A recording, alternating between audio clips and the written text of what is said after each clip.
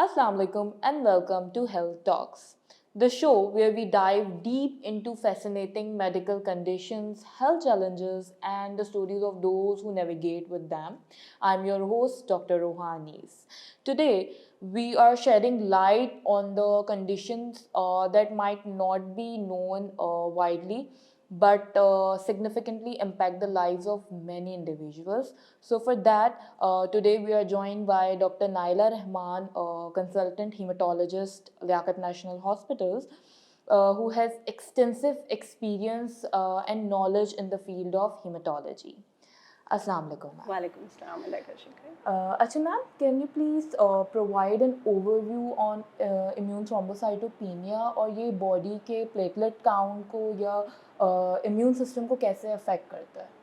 Okay देखिए immune thrombocytopenic पर्परा जिसको कि हम आईटीपी कहते हैं ये एक इम्यून मीडिएटेड डिसऑर्डर है और बेसिकली इसमें ये होता है कि जो प्लेटलेट्स हमारे जिस्म में होते हैं जिनका काम है खून को ब्लीड करने से रोकना उनके अगेंस्ट एंटीबॉडीज़ बन जाती हैं यानी कि उनकी प्रोडक्शन सही हो रही होती है लेकिन उनकी डिस्ट्रक्शन होनी शुरू हो जाती है जिसकी वजह से प्लेटलेट की कमी होती है तो ये है बेसिकली इम्यून मीडिएटेड डिसऑर्डर।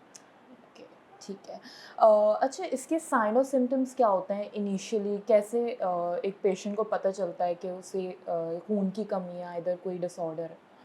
देखिए हमारे पास जो पेशेंट्स आते हैं वो मुख्तलिफ प्रेजेंटेशंस के साथ आ रहे होते हैं। उन पेशेंट्स में जिनमें प्लेटलेट की कमी बहुत ड्रास्टिकली हो जाती है यानी कि उनके 20,000 से नीचे जाते हैं तो वो पेशेंट यूजुअली ब्लीडिंग सिम्टम्स के साथ आते हैं यानी कि या तो उनको नाक से खून आता है या दांतों में से आता है और एक बहुत कॉमन प्रेजेंटेशन होती है कि उनके स्किन में ब्रूजिंग होनी शुरू हो जाती है, नील के निशान, धब्बे या सुर्ख दाने बनना शुरू होते हैं।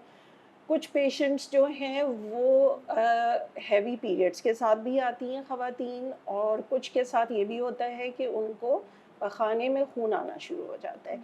तो ये वो सिम्पटम्स हैं जिसमें कि प्लेटलेट बहुत ज़्यादा कम होते हैं। एक ग्रुप है पेशेंट्स का जो हमारे पास रेफ़र होकर आ रहा होता है जिनमें इंसिडेंटल फाइंडिंग होती है। यानी कि वो जाते हैं किसी और पर्पज़ के लिए किसी डॉक्टर के पास, रूटीन में टेस्ट होते हैं, तब पता चलता है कि उनके प्लेटलेट कम आ रहे हैं। तो ये 2 तरह की प्रेज़ेंटेशंस होती हैं जिसके साथ आते हैं patients. Okay, and what is basically the underlying cause of ITP? अच्छा, अगर हम कॉज़ की बात करें तो यूजुअली आईटीपी को जब हम डायग्नोस करते हैं तो वो एक्सक्लूजन क्राइटेरिया यानी कि हमें और possible causes of platelet count के कम होने के जो और कॉजेज़ हैं उनको हमें रूल आउट करना ठीक होता है। है कि कहीं प्रोडक्शन डिफेक्ट तो नहीं है या कोई और वजह तो नहीं है। और जब सारी चीज़ें हमारी रूल आउट हो जाती हैं तब हम पेशेंट को एज़ एन आईटीपी डायग्नोस करते हैं। लेकिन कुछ अंडरलाइंग डिजीज़ेज़ होती हैं जिनमें आईटीपी भी हो रहा होता है। मिसाल के तौर पर हमारे यहाँ हेपेटाइटिस सी बहुत कॉमन है। कुछ पेशेंट्स हैं हेपेटाइटिस सी के जो कि आईटीपी डेवलप करते हैं। इसी तरह जो सॉलिड ट्यूमर्स या कैंसर्स या ब्रेस्ट के पेशेंट हैं, उनमें भी बाद में चल के आईटीपी हो सकता है।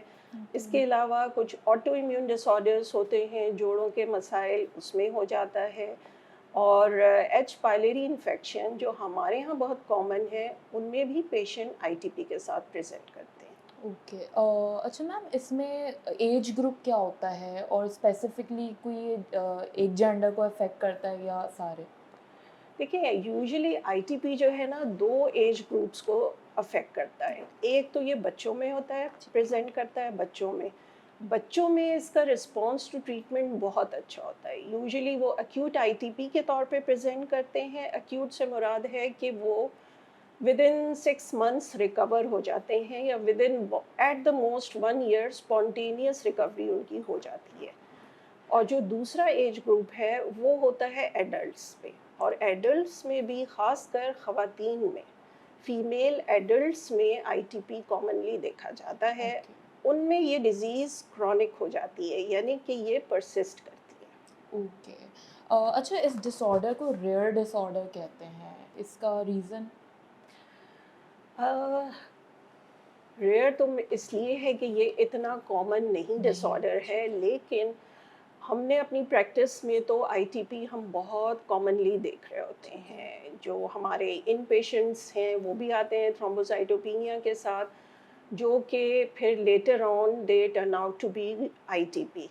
और ओपीडी में तो हमारे पास आते ही रहते हैं ओके। आईटीपी के पेशेंट्स। ओके। तो हमारे यहाँ वेस्ट के मुकाबले में आईटीपी का इंसिडेंस ज़्यादा है। ओके।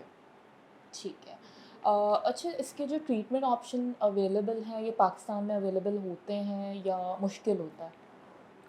अच्छा देखिए, आईटीपी में जो जब ट्रीटमेंट इंडिकेशन होती है पेशेंट की, तो हमें फर्स्ट लाइन ट्रीटमेंट देनी होती है। और वो फिर डिपेंड करता है कि पेशेंट कितना एक्टिवली ब्लीड कर रहा है। अगर तो पेशेंट एक्टिवली ब्लीड कर रहा है और हमें फौरी तौर पे प्लेटलेट ऊपर लाने हैं, तो हम उनको आईवीआईजी दे रहे होते हैं। ओके। आईवीआईजी इटसेल्फ बहुत कॉस्टली ड्रग है। ओके। वो हर एक के लिए पॉसिबल नहीं होता अफोर्ड करना। अ, दूसरा ऑप्शन हमारे पास फर्स्ट लाइन में स्टेरॉइड्स आ जाते हैं, जो कि हम उसको इंजेक्टेबल देते हैं पेशेंट्स को। Most of the time patients initially respond करते हैं, लेकिन स्टेरॉइड हम लॉन्ग टर्म नहीं दे सकते। ओके। तो इसलिए कि उसके साइड इफ़ेक्ट्स बहुत होते हुँ। हैं, तो फिर हमें उनको टेपर करके किसी दूसरी अल्टरनेट ट्रीटमेंट पे जाना होता है। इसके अलावा अप फ्रंट अब हमारे पास टीपीओ एनालॉग्स आ गए हैं, जो एल्ट्रेम्बोबैक कहलाती है ड्रग। ये भी कुछ पेशेंट्स में अब हम अप फ्रंट दे रहे होते हैं, ओके। लेकिन उन पेशेंट्स में जो बहुत एक्टिवली ब्लीड ना कर रहे हों, इसलिए कि इसका इफ़ेक्ट थोड़ा देर से होता है। ओके। अच्छा, ये जो प्लेटलेट ट्रांसफ्यूज़न्स होती हैं, ये क्या होती हैं? हाँ, कुछ लोगों में ये मिसकंसेप्शन है कि अगर प्लेटलेट कम है या आईटीपी है पेशेंट को, तो उसको वो प्लेटलेट ट्रांसफ्यूज़ करते हैं। देखिए, प्लेटलेट अगर हम ट्रांसफ्यूज़ करते हैं पेशेंट को, तो क्या होता है कि जो एंटीबॉडीज़ पेशेंट में के अंदर होती हैं, वो उन प्लेटलेट के अगेंस्ट भी एक्टिव हो जाती हैं। तो वो प्लेटलेट्स को डिस्ट्रॉय करती हैं। प्लेटलेट ट्रांसफ्यूजन सिर्फ़ उस सूरत में इंडिकेटेड है जब पेशेंट एक्टिवली ब्लीड कर रहा हो। तब ओके। हमें प्लेटलेट भी देने होते हैं, और उसके साथ-साथ हमें ये इम्यूनोसप्रेसिव थेरेपी, एंटीबॉडी सप्रेस करने के लिए वो साथ में चलानी लाज़मी है। सिर्फ प्लेटलेट देना जो है उसका कोई फ़ायदा नहीं है। ओके। अच्छा मैम, अब जैसे ज़माना आगे चलता जा रहा है, तो अब न्यू एडवांसेस वो आ रही हैं या अपकमिंग है या आ गई हैं, उस पे आप उनकी प्रैक्टिस शुरू हो गई है, प्लस ये आप लास्ट मैसेज देना चाहें पब्लिक को रिगार्डिंग आईटीपी और एनी हेमेटोलॉजिकल मैलिग्नेंसीज? अच्छा, देखिए अभी जो रीसेंट एडवांसेस आई हैं, बहुत अरसे तक तो आईटीपी में कोई नई डेवलपमेंट हमें नहीं नज़र आई थी। लेकिन जब से ये टीपीओ एनालॉग्स आए हैं, इन्होंने सीन को एंटायरली चेंज कर दिया है। इसलिए कि जो बाकी दवाएँ हैं, उनके सेफ्टी प्रोफाइल इतना अच्छा नहीं है, उनके साइड इफ़ेक्ट्स बहुत बुरे होते हैं, तो लॉन्ग टर्म पेशेंट उनको नहीं यूज़ कर पाते। लेकिन जो एल्ट्रेम्बोबैग है, इसके साइड इफ़ेक्ट्स बहुत मिनिमल हैं, और ये पेशेंट बहुत आसानी से इसको टॉलरेट कर लेते ओके। हैं, और इसके मैंने जितने पेशेंट्स में यूज़ किया है, बहुत अच्छे रिज़ल्ट्स हैं। कुछ केसेस में ये होता है कि सिंगल एल्ट्रेम्बोबैग के ऊपर पेशेंट में भी रिस्पॉन्ड ना करे, लेकिन अगर फिर हम उसको लो डोज़ इम्यूनोसप्रेसेंट के साथ इन कॉम्बिनेशन यूज़ करते हैं, तो उसके भी बहुत अच्छे रिज़ल्ट्स आते हैं। तो इस ड्रग ने तो डेफिनेटली सीन को बहुत चेंज किया है, which is very beneficial for the patients. Regarding ITP, अब पेशेंट्स के लिए गुड न्यूज़ ये है कि ये ड्रग हमारे पास अवेलेबल हो गई है। और चूँकि थोड़ा-सा कॉस्ट का इश्यू है, लेकिन चूँकि और लोग आ गए हैं मार्केट में, तो होपफुली इसकी कॉस्ट भी जो है अब कॉम्पिटिटिव हो जाएगी, पेशेंट्स के लिए अफोर्डेबल होगी, अवेलेबल होगी। तो वो डिज़ीज़ जिससे कि प्रीवियसली लोग एक्सपायर हो जाया करते थे, रिफ्रैक्टरी केसेस, अब उनके लिए अच्छी खबर है कि ये डिज़ीज़ आप कंट्रोल करके रख सकते हैं। और इन पेशेंट्स को हम मिनिमल पॉसिबल ड्रग के ऊपर चला रहे होते हैं। और देखा गया है कि जो साउथ एशिया यानी कि पाकिस्तान, इंडिया, ये वाला जो रीजन है, उनमें जो स्टैंडर्ड डोज़ है, उसके हाफ़ के ऊपर पेशेंट वेल मेंटेन्ड हो जाते हैं। तो ओके। ये भी पेशेंट के पॉइंट ऑफ व्यू से एडवांटेजेस है कि उनको इतनी ड्रग कॉस्टली नहीं पड़ती। इट सो मीन्स ये जैसे region to region wise differ करता है। बिल्कुल, यानी कि जो स्टडीज़ आपको पता है वेस्ट में होती हैं, कॉकेशियंस में होती है, व्हाइट पॉपुलेशन में, उनमें जो डोज़ की रिक्वायरमेंट है, उससे हाफ़ डोज़ पे ओके। हमारी एशियन कम्युनिटी जो है वो रिस्पॉन्ड कर जाती है, which is a good thing. तो कॉस्ट समझ लें उस तरह से एडजस्ट हो जाती है। Okay. Thank you so much, ma'am, for sharing your experience and expertise regarding ITP.